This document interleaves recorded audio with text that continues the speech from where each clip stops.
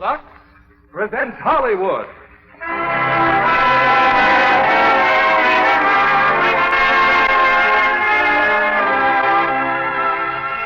Lever Brothers Company, the makers of Lux Flakes, bring you the Lux Radio Theater, starring Olivia DeHaviland and Richard Basehart in The Corn is Green.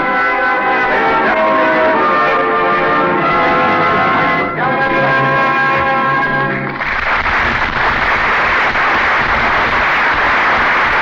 Greetings from Dallas, New Mexico, ladies and gentlemen.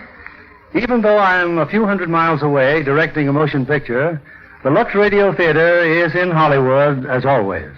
And tonight, we proudly present one of the finest actresses in the history of the American screen, Miss Olivia DeHaviland, in the distinguished drama, The Corn is Green. Our play tonight, the Broadway stage success by Emlyn Williams, gives Miss DeHaviland an opportunity to combine her great artistry with a great role. And appearing with her is the promising new star, Richard Basehart. The Corn is Green is the story of a schoolteacher who finds a student with a great future and then is almost defeated in her efforts to educate him for the future by a very simple obstacle, the human need for love. You know, today's teachers, like many others, have something of a budget problem. And of course, that's always a good opportunity for Lux Flakes. Every woman who runs a home these days, whether it's a full-time or a part-time occupation, needs to manage efficiently. Even on a small budget, Lux Flakes provide safe, dependable washing care that's thrifty, too. And now, here's The Corn is Green, starring Olivia DeHaviland as Miss Moffat and Richard Basehart as Morgan Evans.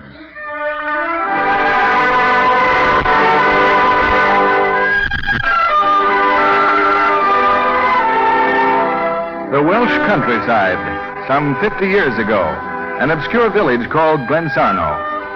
There's an old house in Glensarno, long empty. And on this spring afternoon, the new owner has just arrived. So I trust you will find everything in order, Miss Moffat. I will go now. No, please wait, Mr. Jones. You too, Miss Rondry. Oh, I do thank you both. From what I can see, you've arranged my things splendidly. But I want very specially to talk to you. Yes? Excuse me. Are you saved?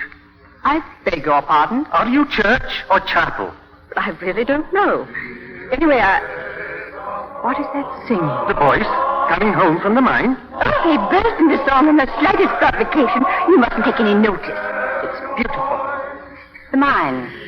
Coal, is it not? It is coal, 3 miles over the hill. I see.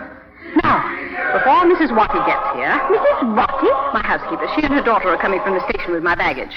Now, tell me, what's that large empty building next door? It is the old barn belonging to the Gwalia farm, before the farm was burnt down. Then it's for rent or for sale? I would think so. But what is that to do with you, Miss Rondry? I will tell you. We have mutual friends in London, Miss Rondry.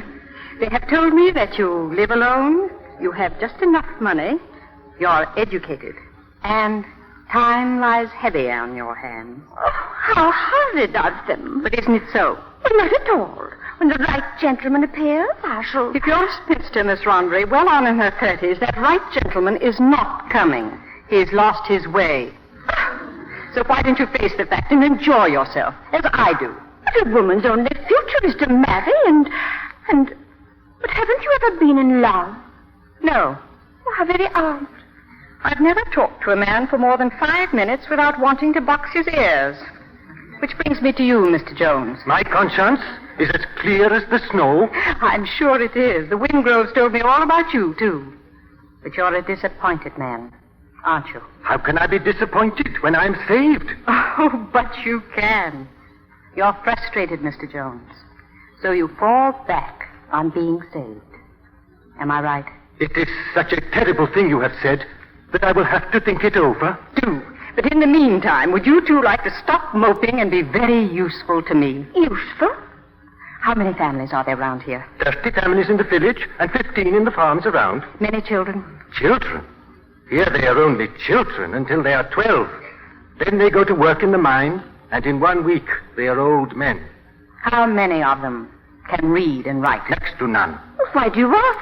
Because I am going to start a school for them. A school for them? But what for? What for? Do you see these books, Miss Wandry, which you were kind enough to unpack for me? Hundreds of them. And something wonderful to read in every single one. These nippers are to be cut off from all that forever, are they? Why? At a school for ordinary children? Oh, when I heard this part of the world was a disgrace to a Christian country, I knew this house was a godsend. I am going to start a school in that barn next door, and you are going to help me. I couldn't teach those children. I couldn't. They smell. If we'd never been taught to wash, so would we. As for you, Mr. Jones... I'm a solicitor's clerk in Guinegaon. I earn 33 shillings a week. I'll give you 34 and your lunch. My uncle left me a little money as well as this house, and I know exactly what I'm going to do with it. But those children in the mine earn money. How can they... I'll pay their parents a few miserable pennies they get out of it. And when I've finished with you, Miss Wandry, you won't have time to think about snapping up a husband, and you, Mr. Jones, won't have time to be so pleased that you're saved. Well, I do not care if you are not Chapel. I am with you. Good. Now, sit down. I'll tell you exactly what I have in mind.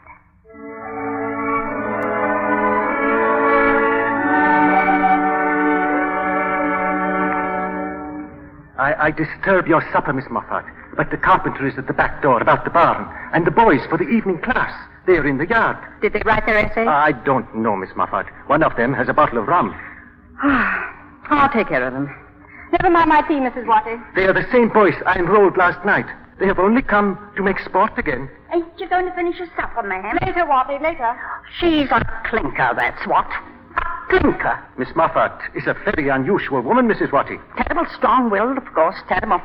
Get her into mischief, I keep telling her. What bring me and Bessie here? I said no, I said. Not with my past, I said. Your past? Before she took me up.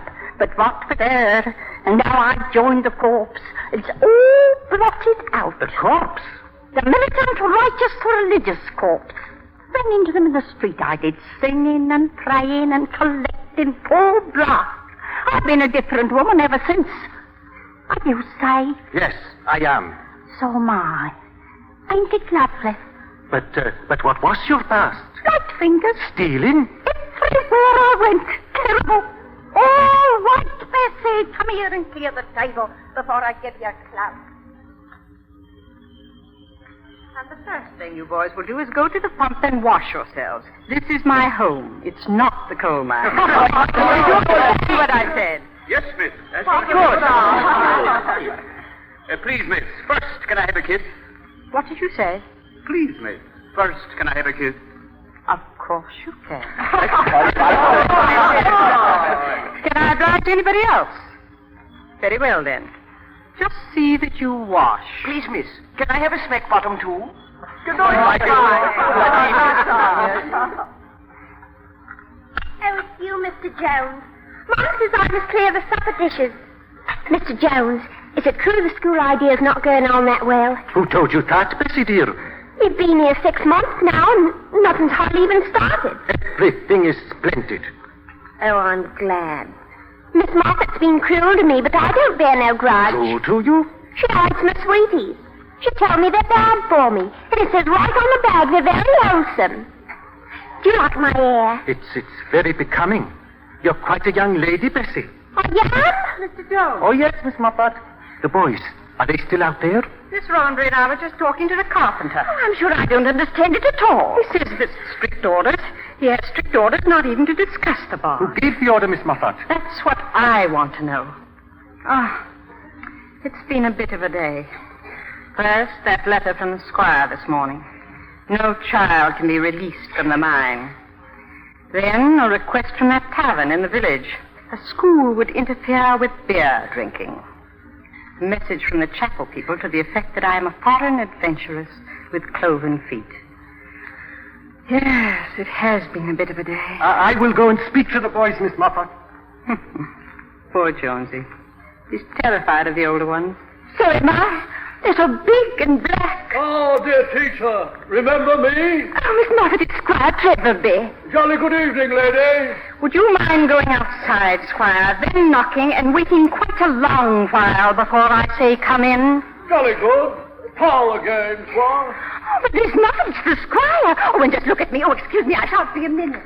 Mr. Trevor, I'm rather irritable this evening, so unless there's a reason for your visit... Oh, but there is. A certain gent has just been dining with me, Sir Herbert Vasey. Yes? He has decided he has no use for the barn next door.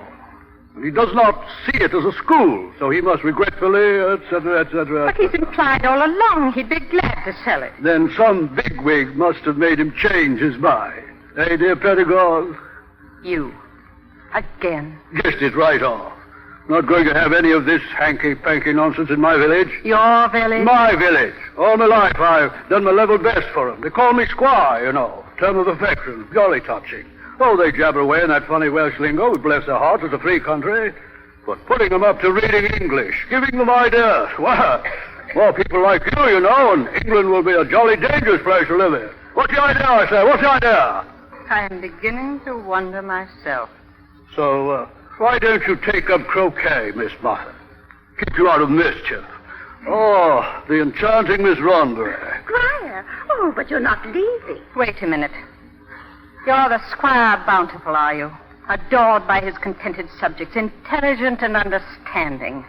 I should just like to point out there is a considerable amount of dirt, ignorance, misery, and discontent abroad in this world, and that a good deal of it is due to people like you. Croquet, dear lady. Tatting, perhaps. You're a stupid, conceited, greedy, good-for-nothing, addle-headed nincompoop, and you can go to blue blazes. I perceive, madam, that you've been drinking. Adieu, Miss Ronbury. Oh, dear, dear. That was undignified, I know, but I feel better for it. He must have given you cause, I suppose. Oh, he was kindness itself. He merely persuaded Sir Herbert not to lease and not to sell. What would you do, Miss Moffat? Sell the house. Take this brainchild of a ridiculous spinster and smother it. And what are these filthy exercise books doing on my desk? Oh, those hooligans outside. They said last night that Mr. Jones had picked them out because they could write English, and would I mind my own some dreadful word, business? Oh, yes. The essay. How I would spend my holiday. I must have been mad. Listen to this one. If I had ever holiday, I has breakfast in bed and talks, then dinner and a rest, tea, then nothing, then supper, then I talk, and I go sleep. From sheer exhaustion, I suppose. Look, this one is illustrated. But what's it supposed to be? A bicycling tour with me in bloomers. Oh, your squire was right, Ron. I've been a stupid, impractical arse, and I can't imagine how I ever... Yes, Miss Moffat? Listen to this. The mine is dark. If a light come in the mine, the rivers in the mine will run fast with the voice of many women. The walls will fall in, and it will be the end of the world. We has watched at the pump, miss. Be quiet. So the mine is dark, but when I walk through the something shaft, I think, in the dark, I can touch with my hands the leaves on the trees and underneath, where the corn is green. Go on reading. There is a wind in the shaft, not the carbon monoxide they talk about. It smells like the sea, only like as if the sea had fresh flowers lying about. And that is my holiday. Did you write this? What is the matter with it? Take your cap off. The spelling, deplorable. Mine with two N's and leaves, L-E-F-S. What was it by right? A V, for one thing. I never heard of no V's, miss. And don't call me miss. Are you not a miss? Yes, I am, but it's not polite. Oh. You say yes, Miss Moffat, or no, Miss Moffat. M-O-F-F-A-T. No V's? No V's. Where do you live? Clear morning, miss. Moffat. 4 miles from here. How big is it? 4 houses and a beer house. Have you any hobbies? Oh, yes. What? This, miss. Rum. Put the bottle away. Do you live with your parents? No, by my own self. My mother is dead, and my father and my 4 big brothers was in the big shaft accident when I was 10 years. Killed? Oh, yes. Everybody was. Who taught you to read and write? Taught? Taught, the verb, to teach. Oh, teached. Who taught you? I did. Why? I don't know. Can I go now? No. Do you want to learn any more? No, thank you. Why not? The others would have a good laugh. I see. Have you ever written anything before this exercise? No. Why not? Nobody never asked me. What is the matter with it? Nothing's the matter with it. It shows you may be very clever. Oh. Have you ever been told that before? It is news to me. What effect does that news have on you? It is a bit sudden. It makes me feel that I want to know what is behind of all them books here. Can you come tomorrow, 5 o'clock? Oh, not before 7, miss. 6 miles to walk. 7 then. That will be all. Good night. Good night, Miss Moffat. Are you the one I spanked? I am the one, Miss Moffat. Miss Rombury? Mr. Jones?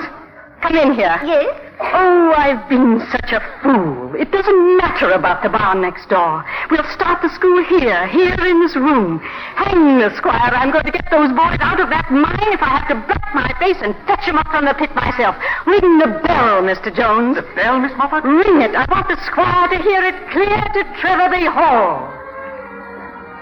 And when I walk in the dark, I can touch with my hands where the corn is green.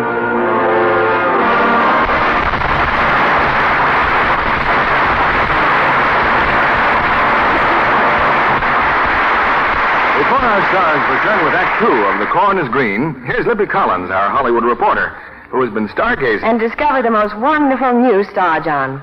Of course, it was really Howard Hughes who discovered her. Vacationing with friends 3 years ago. He can pick a winner, all right. She's an exotic beauty. New Orleans born, California educated. When the fans see lovely Faith Demergan where danger lives, they'll go wild. A story full of suspense, isn't it? Oh, it's terrific. And the end is super dramatic. Robert Mitchum threw himself into the part so literally, he refused a double for a dangerous fall down 4 flights of stairs. I understand Faith has a pretty strenuous role for a newcomer in Where Danger Lives. She certainly has. Her role takes her from fashionable life in San Francisco to a 4th-rate hotel in New Mexico. In one scene, which took 3 weeks to shoot, she wore the same simple cardigan blouse every day. But do you know, Lux Flakes kept it so fresh you'd think the wardrobe department gave her a new one every day. You can depend on Lux Flakes to keep washables nice as new. Well, Faith is just as enthusiastic about Lux Flakes for her own wardrobe. She loves solid colors dramatized with an exotic belt or scarf or earrings. Naturally, it's important to her to keep the colors true. She insists on Lux Flakes for everything in her wardrobe that's washable at all. There's no safer care for colors. Wrong washing methods fade colors far too quickly. In test after test, identical colors and fabrics stayed lovely up to 3 times as long when they were washed with gentle Lux Flakes. You can see why so many Hollywood stars make Lux Flakes care the rule for all their nice washables. And a wise rule for girls everywhere. Use Lux Flakes to give your washable cottons and rayons that lovely Lux look all summer long. Act 2 of The Corn is Green, starring Olivia DeHaviland as Miss Moffat and Richard Basehart as Morgan Evans.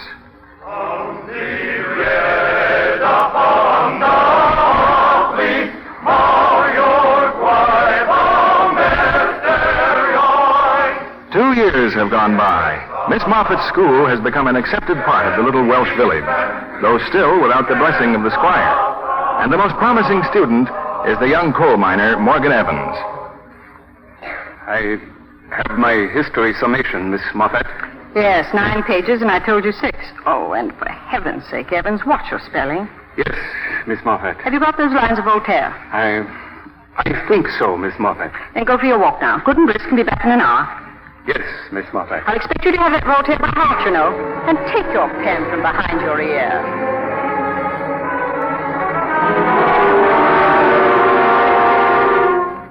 Sit up and beg, Evans. Turn a somersault. Shut up. Shut up or I'll knock your block off. Let me alone, Bessie. Miss Moffat, all this ordering you about. I got eyes in my head if she hasn't. And I think you're getting sick of it. Am I? And what else do you think? I think that when she tells you to take a walk, you don't take a walk.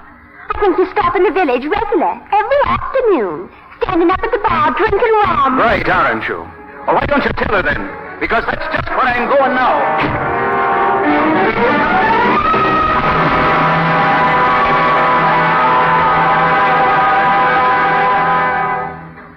4 o'clock, Miss Moffat. No sign of Morgan. I sent him for a walk, Mr. Jones. Brush the cobwebs from his mind and give him the chance to memorize his Voltaire. Oh, I hope he's not going to be slow at French. 2 years ago, he scarcely knew English. That's the wonder of it, Miss Ronbury.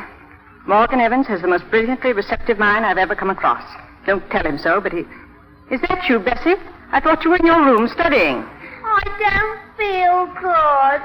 Poor Bessie, come here, dear. It's always sitting down, Miss Ronbury, studying at a desk. For 2 years now. I heard it ends and everything rotten away.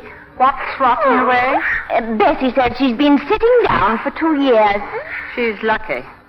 What are these letters, Ron? More bills, I fear. Oh, the new desks. And that suit for Evans. Well, I'll sell a couple more shares of stock. Oh, not again. Why not? It's easy to... See, Watty, now just what is this dying duck business? All these lessons is bad for my insides. What's the matter with your inside? It goes round and round through sitting down. There is nothing to prevent you from going for walks between lessons. You can go for one now to the post office. Well, go, please. I'm not going. What did you say? I'm not going. Everybody's against me. I'm going to throw myself over to and kill myself. She's got this girl. Betsy, you're going upstairs. And next week you're going to leave this house and go to work. Mother! Out the window. Look! The squire's carriage. The squire. Then he has come. Oh, it is the squire.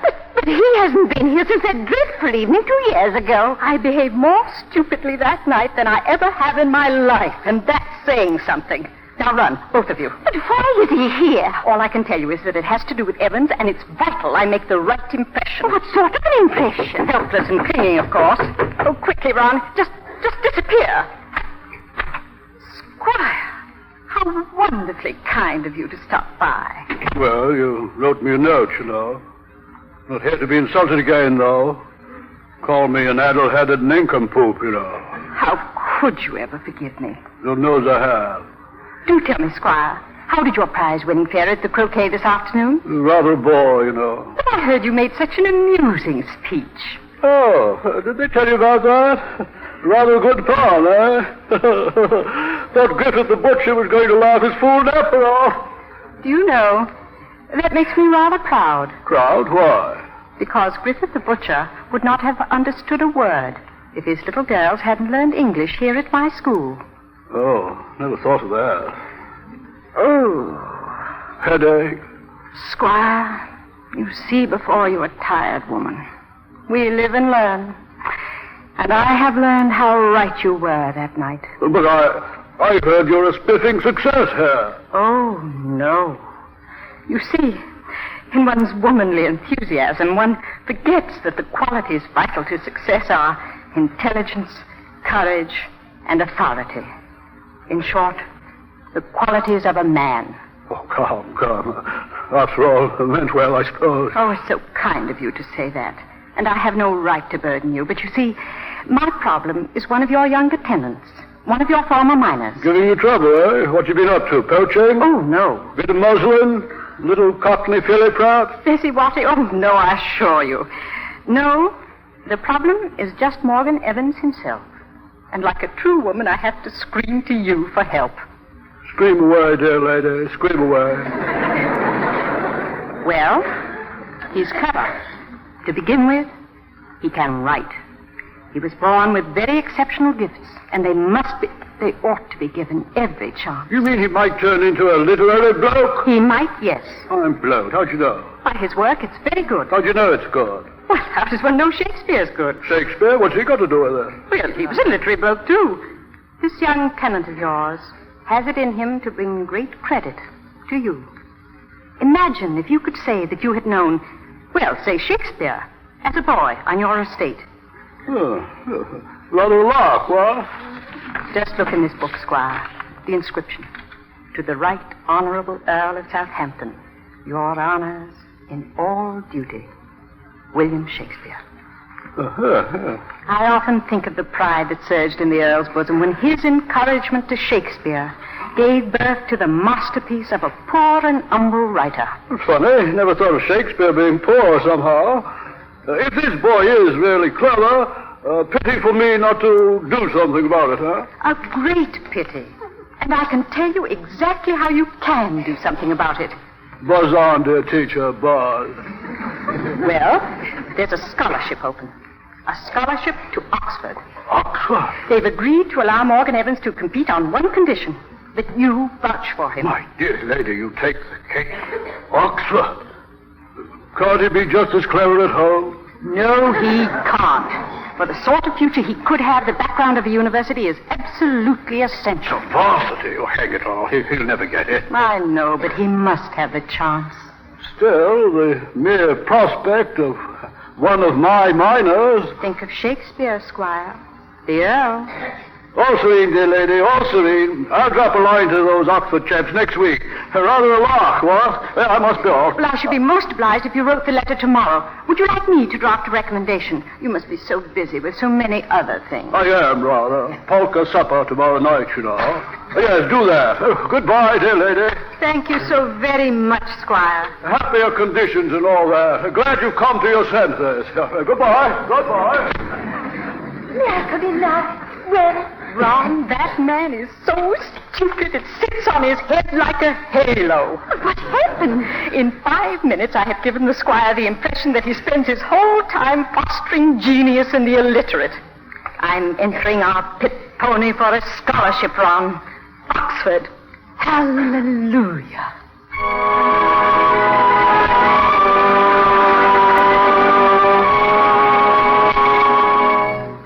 Yes, Miss Moffat. Oh, come in, Evans. Well, I'm starting you on Greek next Monday. Greek? You'll need it. I'm putting you in for a scholarship at Oxford. Oxford? Where the Lords go? The same. Oh, and this is the nail file I mentioned. I'll show you how to use it. I shall not need Greek or a nail file in the coal mine. In the coal mine? I am going back to the mine. I do not want to learn Greek, nor to pronounce any long English words, nor to keep my hands clean. What's the matter with you? Why not? Because I was born in a Welsh hayfield when my mother was helping with the harvest. And I've always lived in a house with no stairs, only a ladder, and no water. And until my brother's was killed, I never sleep except 3 in a bed. I know that is terrible grammar, but it is true. What on earth has 3 in a bed got to do with learning Greek? It is a lot, trying to better myself. You cannot take a nail file in a public bar, Miss Moffat. I never heard anything so ridiculous. Besides, you don't go to a public bar. Yes, I do. I have been there every afternoon for a week, spending your pocket money. I've been there now. I had no idea you felt like this. Because you are not interested in me. Not interested in you? How can you be interested in a machine that you put a penny in and if nothing come out, you give it a shake? Evans, write me an essay. Evans, get up and bow. Evans, what's a subjunctive? Do you know what they call me in the village now? Kibakaresko, the school teacher's little dog. What has it got to do with you if my nails are dirty? Mind your own business. I never meant you to know this. I have spent money on you. I don't mind that. Money should be spent. But time is different. When you're as old as I am, 2 years is valuable currency. I have spent 2 years on you. Ever since that first day, the mainspring of this school has been your career. Sometimes, in the middle of the night, when I have been desperately tired, I have lain awake making plans, large and small, sensible and silly. Plans for you. And you tell me I have no interest in you. If I say any more, I shall start to cry, and I haven't cried since I was younger than you are, and I'd never forgive you for that. I'm going for a walk. I don't like this sort of conversation. If you want to go on, be at school tomorrow. If not, don't. I don't want your money, and I don't want your time. I don't want to be thankful to no strange woman for anything. I don't understand you. I don't understand you at all.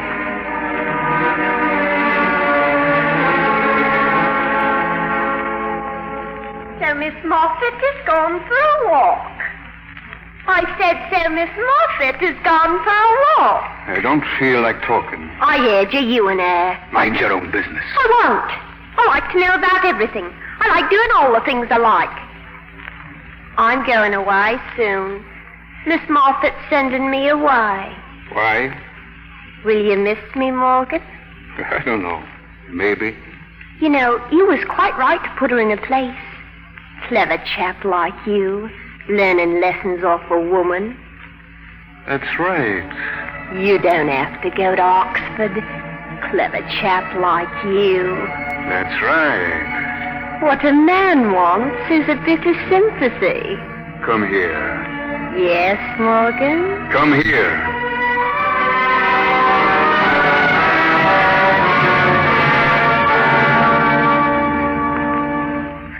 Just think, Mrs. Watty, just think. The morning we've waited for has come. This morning, Morgan Evans takes the entrance examination for Oxford. Oh, what if he'd gone back to the mine last autumn after that dreadful scene with Miss Moffat? Oh, it was a rum, miss, just a rum. Oh, dear me, the squire should be here by now. What's the squire coming for? To invigilate, of course.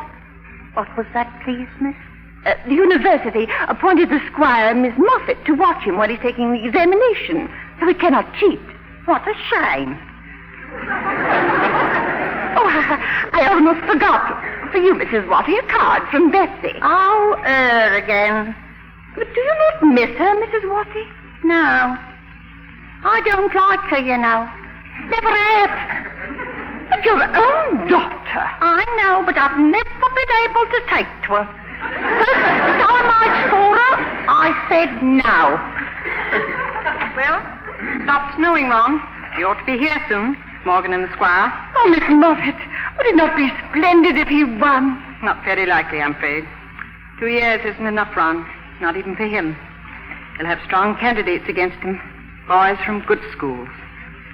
It all depends on how much the examiners will appreciate a highly original intelligence. But wouldn't it be exciting? It would be a wonderful thing for him. It would be a wonderful thing for rural education all over the country. And most of all, it would be a wonderful thing for you. I know every trick and twist of that brain of his. Exactly where it will falter and where it will gallop ahead. And yet, not to know him at all. I woke up in the middle of the night thinking about Henry VIII. I have a feeling there may be a question about the old boy and the papacy. I'd better cram 1 or 2 facts into him before he starts. Oh, he must win it. He must. Miss Moffat! Yes, Mr. Jones? She's come back, Miss Moffat. Bessie, she's here. Aren't I, though? Oh, but it cannot be you. Your mother just received a card. Well, Bessie, this is unexpected. Isn't it just? Your mother's in the kitchen. Who's there to see Mum? Then why are you here? Questions and answers just like school again. It's you I've come to see. Perhaps we had better retire to the study, Miss Ronberry. Oh, yes, of course. I can give you exactly 1 minute of my time. Why? Morgan Evans is sitting for his Oxford examination this morning. Well, he needn't. He won't ever be going to Oxford. And why not? Because there's going to be a little stranger. I'm going to have a little stranger. You're lying. If you don't believe it's Morgan Evans, you just ask him. Ask him about that time you locked me up, the night you had words with him. Oh. Ordering him about as if he has no human feelings. You just ask him. I see. Why couldn't I have seen before? Does he know? I've come to tell him. And he'll have to marry me, of course, or I'll show him up. After all, the little stranger. Stop saying little stranger. If you're going to have a baby, then call it a baby. Have you told anybody? Mr. Jones is all. The squire's coming up the road with Morgan. I'll wait for him here. For the next 3 hours, Morgan Evans is not going to be disturbed. You're not going to see him. You can't bully me the way I am. Hasn't sunk in yet, has it? I'm teaching you something, am I? You are going into the kitchen, Bessie, to see your mother. You will then go upstairs, and as soon as the examination is finished, we will talk it all over. When we're a little more calm. He's here. I got to see him. If you try to disobey me, if you attempt to stay in this room or blab to anybody about this before we've had that talk, even to your mother, I shall strike you so hard that I shall probably kill you. I mean every word of that. Well, I don't mind. 3 hours will go soon enough. Nobody home? Squire, so very sorry. Oh, how kind of you. Such a dreadful day. Not at all, Mrs. Pedagog. Anything for a laugh. Sit down, Morgan. The questions are in this envelope. Before I break the seal, I have a feeling they may bring up Henry VIII. I've written down a couple of dates. Here, memorize them. Yes, Miss Moffat. Glad it isn't me. Really quite stupid, you know. Just don't get exuberant, Morgan. No. Nor illegible. No. But aren't you going to wish my protege good fortune? Good luck. Thank you. Ready? Ready. This is your examination. Yes. Now go to work. Miss Moffat, Yes? the very first question. Henry VIII.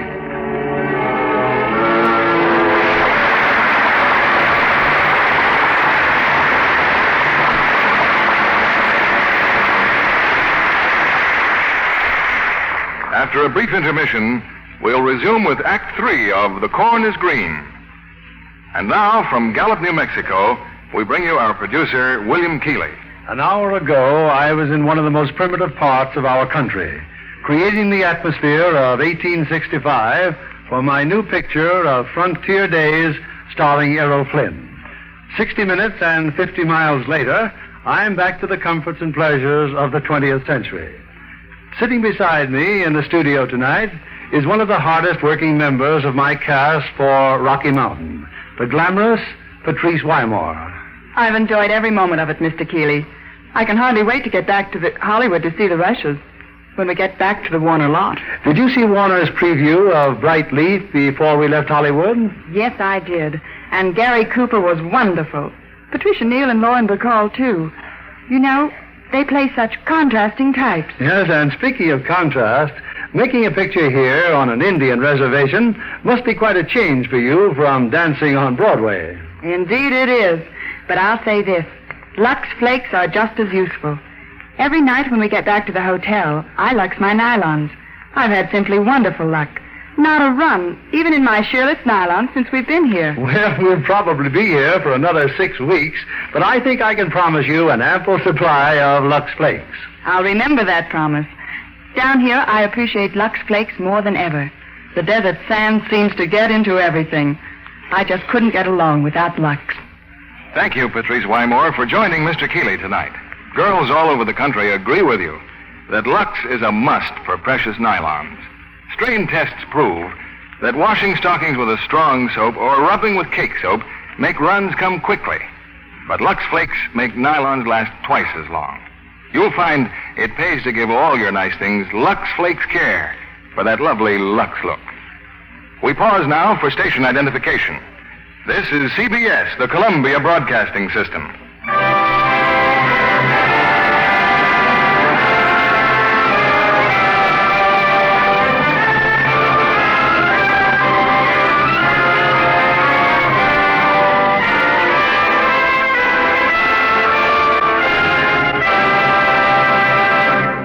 The curtain rises on Act 3 of The Corn is Green, starring Olivia DeHaviland as Miss Moffat and Richard Basehart as Morgan Evans.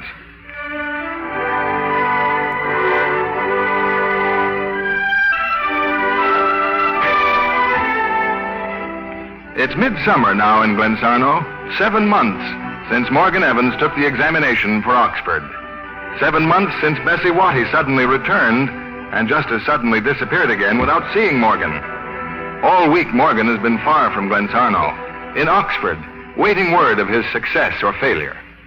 How can you be so calm, Mr. Jones? Don't you know the whole village is down at the railway to meet him? It's true. All All they talk about is Morgan Evans and the scholarship. But they're not talking of Bessie Bossy and why she came home then went away so quickly again. It does not matter. It is more important to know about Morgan. If he hasn't won, it will break her heart. She would feel it so keen as all that? I used not to think so, but since his examination day, they've been so much better friends. It has been a pleasure just to hear them conversing. Any news, Mr. Jones? Not yet, Miss Moffat. I thought not. Where's the squire? To the railway, miss, with the rest of them. You do not appear nervous. I'm past being nervous, Ron. If he has won, I shan't believe it. Flatly. And if he has lost? If he has lost, we must proceed as if nothing has happened. Meantime, Mr. Jones, your report is on your desk. Miss Rondry, Form 2 are waiting for you. Oh, yes, Miss Muffet.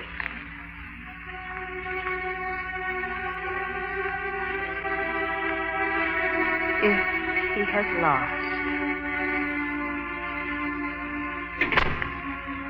Morgan. I knew they would all be watching for me, so I got off at Llanmorford. Does that mean? I have no news, one way or another, except I am no longer hopeful. Why not? They talked to me for hours. Oral examinations. They jumped down hard on the New Testament, as you said they would. You are very pale. Better than a raging fever. Go on. I spent 10 minutes explaining why St. Paul sailed from a town 300 miles inland. Oh, dear. And the French? Not good. I said naturellement to everything, but it did not fit every time. Did the president send for you? He did. He asked me if I had ever had strong drink. I looked him straight in the eye and said no. Oh. I was terribly nervous. My collar flew open. He did not seem impressed with me at all. Then, as I was leaving, he appeared to be sorry for me in some way, and I received the impression that I had failed. When shall we know? Today, tomorrow, the next day.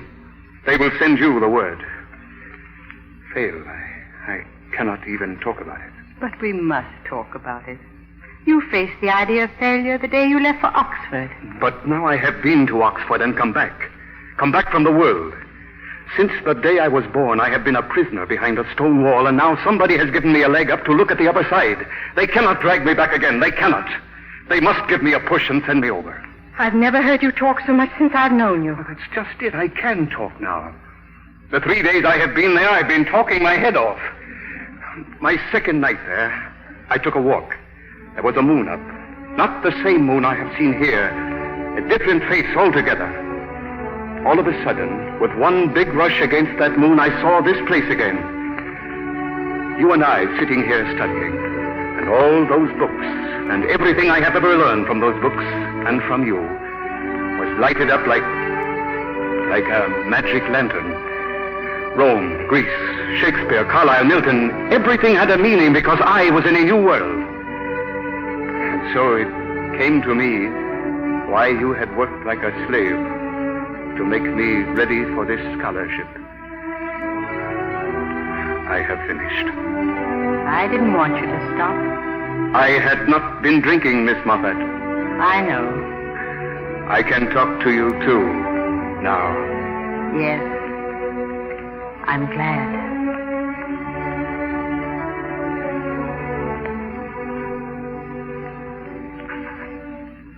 I tell you, Jones, I'm finding this waiting a definite strain.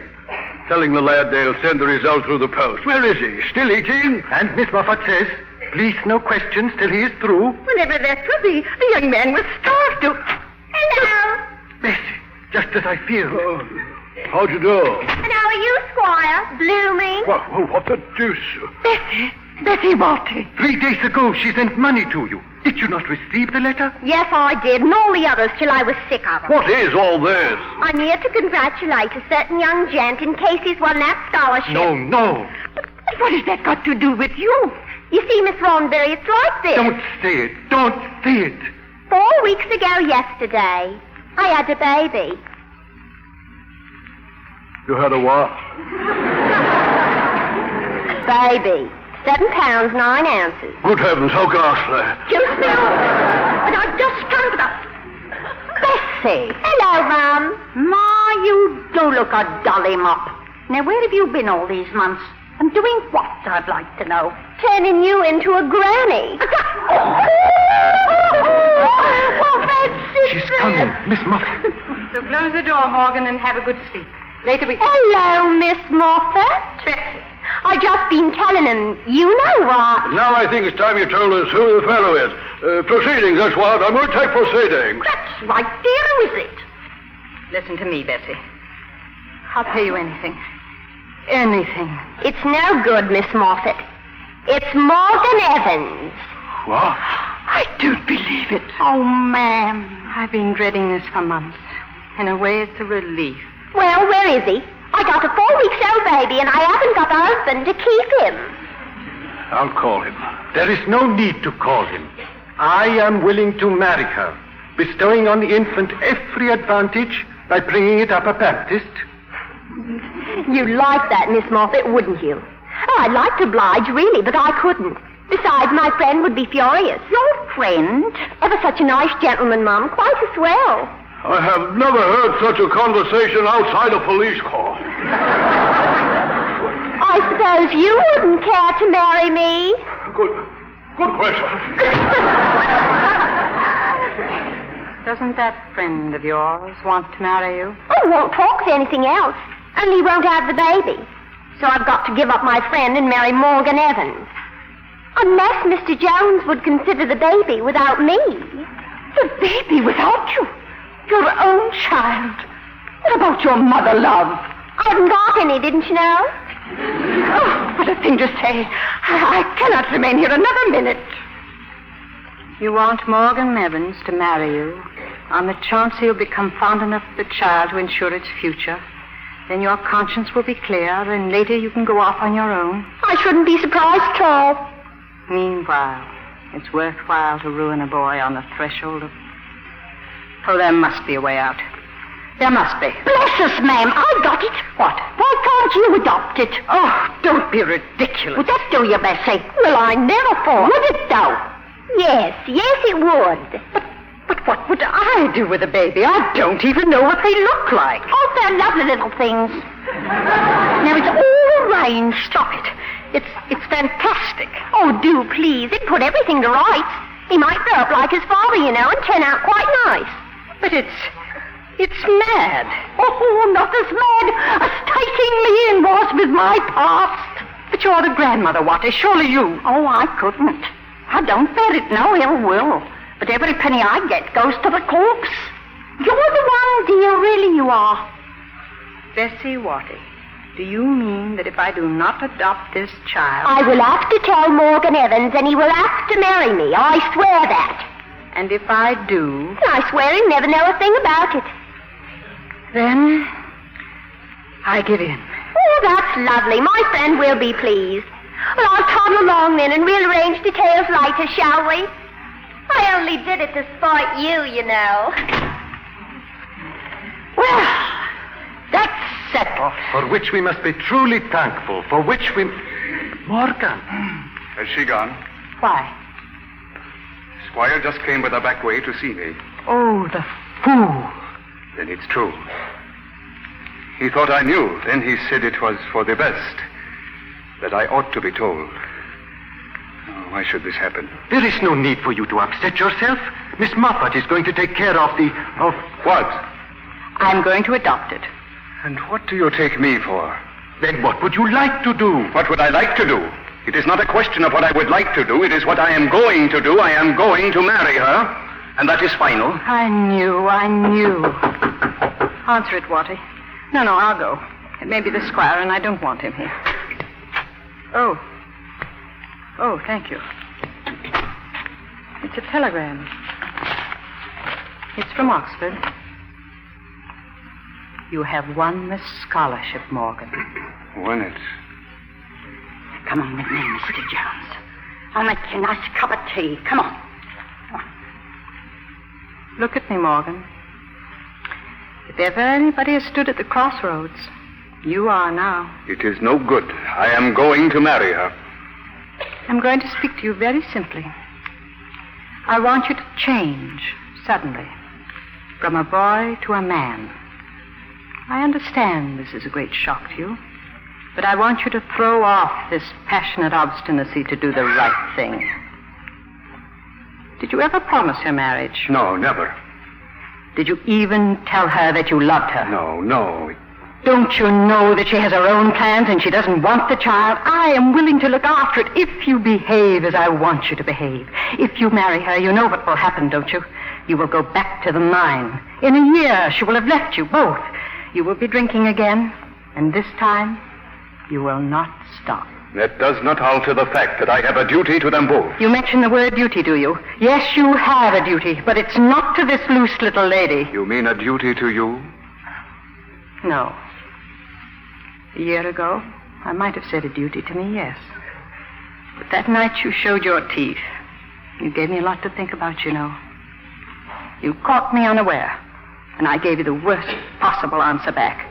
I turned sorry for myself and taunted you with ingratitude. I was a fool not to realize that the debt of gratitude is the most humiliating debt of all.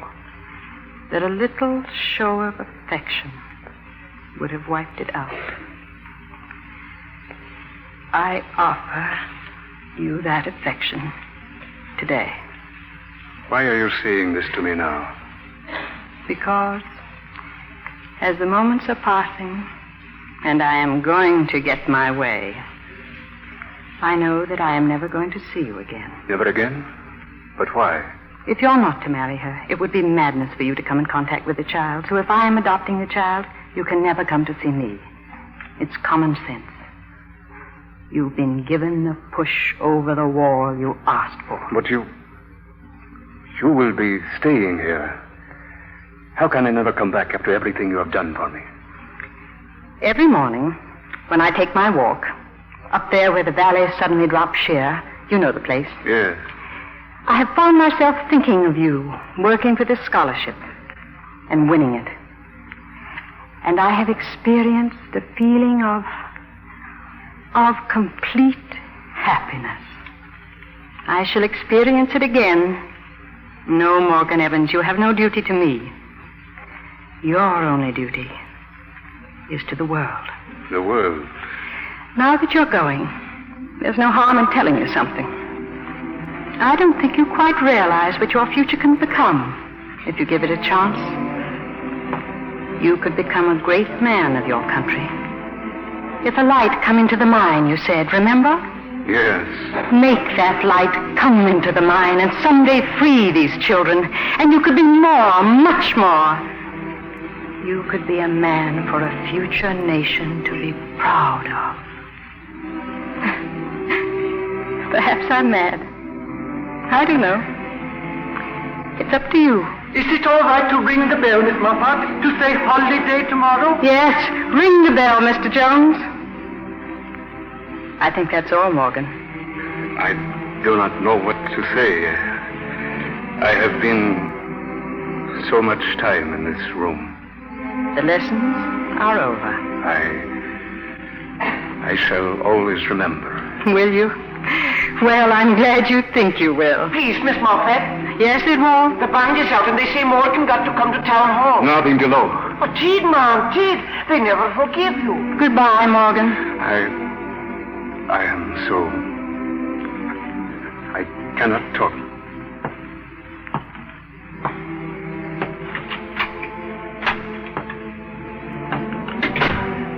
Has he gone, miss? Yes. It's all over. Mr. Jones says, is he to say school day after tomorrow, 9 o'clock, same as usual? Yes. 9 o'clock. Same as usual.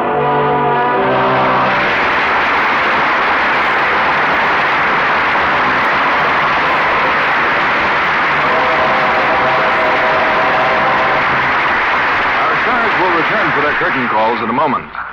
Now, here's Libby Collins with a summer vacation hint. Not about where to go, but what to take, John. You know, Lorraine Day travels a lot, keeping up with her baseball manager husband, Leo DeRocher, and her Hollywood activities. So she's learned how to look glamorous while living out of a suitcase. Her favorite negligee for traveling is deep blue nylon with a net yoke edged with lace. It packs easily and never needs ironing. A wonderful traveler. Especially if its traveling companion is Lux Flakes. Oh, Lorraine insists on Lux care for all her lingerie. Silk and rayon as well as nylon. And that's smart, because there's no safer care for subtle colors and delicate fabrics. Actual washing tests prove that Lux Flakes care keeps pretty slips and nighties new-looking 3 times as long. It's foolish to take chances with pretty things. Wrong washing methods can fade colors so quickly. Wherever Lorraine goes, Lux Flakes go, too. Why not take Lorraine Dave's tip when you travel this summer? Travel light with nylon lingerie and give it Lux Flakes care. At the end of your trip, your lingerie will look as lovely as ever. Get a box of Lux Flakes tomorrow. Wherever you are, all your nice washables can have that lovely Lux look. And now, here's Mr. Keeley with our stars. Our audience is waiting to congratulate our stars on a superb performance. And here they are, Olivia DeHaviland and Richard Basehart.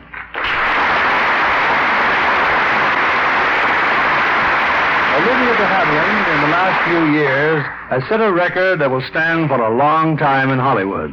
She has received no less than 31 different awards as an outstanding actress. Each one of them has had a special thrill of its own, Bill, and I'm grateful to all those who've helped me to win them. I understand the last award came from Brazil, from the Brazilian Motion Picture Critics. It's terrifico. Well, Dick, Olivia has received national awards and international awards. And I wouldn't be a bit surprised to hear any minute of one from Mars. Perhaps a loving cup on a flying saucer. That would be entirely too thrilling, Bill. Do you have any plans for a new picture soon, Mr. Haviland? Well, my immediate plans concern the most wonderful production I know of. My baby. He's going to be christened soon. Well, are we invited? You certainly are, if you can come to San Antonio, Texas. That's where my husband was born and where Ben will be christened. Well, Olivia, I'd love to, but I'm afraid I'll be here in New Mexico working on a picture for quite a while. We still haven't heard about your picture plans, Mr. Haviland. But I think it's always good to have a change of pace. And so I'm looking for a modern love story to do next. Now, I'm sure your fans will enjoy that, Olivia. And now I'll give you two a little award of ours. There's some Lux Flakes in the wings for you to take home. Many thanks. I had instructions not to miss the Lux Flakes. But what about next week, Mr. Keeley? What have you planned? Next week, we've selected a gay comedy that's especially appropriate for this time of year. It's Warner Brothers' great laugh hit, John Loves Mary. And we'll have the original stars who made such a charming team, Ronald Reagan and Patricia Neal. Be sure to be listening next week for this grand entertainment. I know everyone will be listening and enjoy it. Good night. Good night, and we will see you both again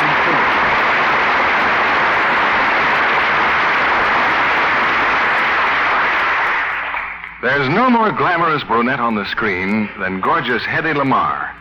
One of her greatest charms is her creamy Lux complexion, always so fresh and appealing. Hedy Lamarr never neglects her active lather facials with gentle Lux toilet soap. It's a quick, easy care, but it certainly works for me, she says. Leaves my skin just right for camera close-ups. Hedy Lamarr's complexion care will work for you, too. Tests by skin specialists proved that in 3 out of 4 cases, skin grew lovelier in a short time with daily Lux soap care. Why not put this fragrant white beauty soap on your shopping list tomorrow? Find out for yourself why 9 out of 10 screen stars use Lux toilet soap.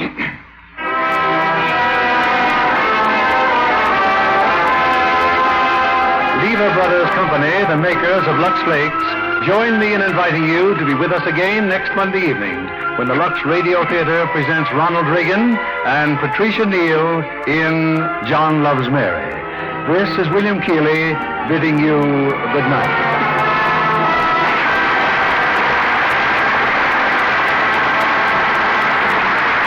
Olivia DeHaviland is currently starring in the Paramount production, The Heiress. Richard Basehart appeared through the courtesy of 20th Century Fox, producers of Night in the City, starring Gene Tierney and Richard Widmark. Heard in our cast tonight were Rosalind Yvonne as Mrs. Watty, Rhoda Williams as Bessie, and Herbert Butterfield, Ruth Parrott, Nelson Welch, and Clark Gordon. Our play was adapted by S.H. Barnett, and our music was directed by Louis Silvers. This is your announcer, John Milton Kennedy, reminding you to join us again next Monday night to hear John Loves Mary, starring Ronald Reagan and Patricia Neal. Stay tuned for My Friend Irma, which follows over these same stations. This is CBS, the Columbia Broadcasting System.